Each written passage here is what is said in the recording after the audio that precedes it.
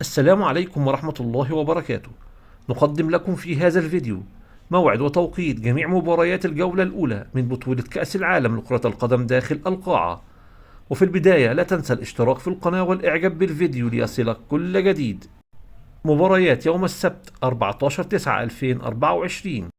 كرواتيا في مواجهة تايلاند عند الساعة 11 صباحا بتوقيت المغرب وتونس والجزائر، 1 مساء بتوقيت مصر والسعودية.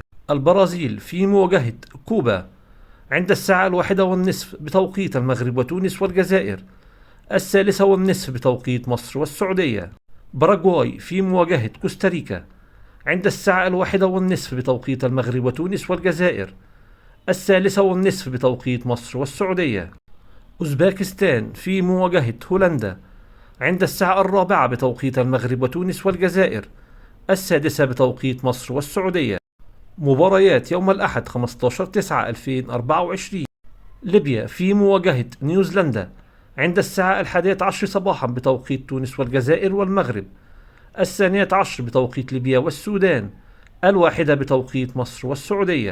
أسبانيا في مواجهة قزاخستان عند الساعة 1:30 بتوقيت المغرب وتونس والجزائر، 1:30 بتوقيت مصر والسعودية. أفغانستان في مواجهة أنغولا عند الساعة 1:30 بتوقيت المغرب وتونس والجزائر، 1:30 بتوقيت مصر والسعودية. الأرجنتين في مواجهة أوكرانيا عند الساعة 4 بتوقيت المغرب وتونس والجزائر، 6 بتوقيت مصر والسعودية. مباريات يوم الاثنين 16/9/2024. البرتغال في مواجهة بنما عند الساعة 1:30 بتوقيت المغرب وتونس والجزائر، 1:30 بتوقيت مصر والسعودية. إيران في مواجهة فنزويلا عند الساعة 1:30 بتوقيت المغرب وتونس والجزائر، 1:30 بتوقيت مصر والسعودية. المغرب في مواجهة طاجكستان عند الساعة 4 بتوقيت المغرب وتونس والجزائر، 6 بتوقيت مصر والسعودية.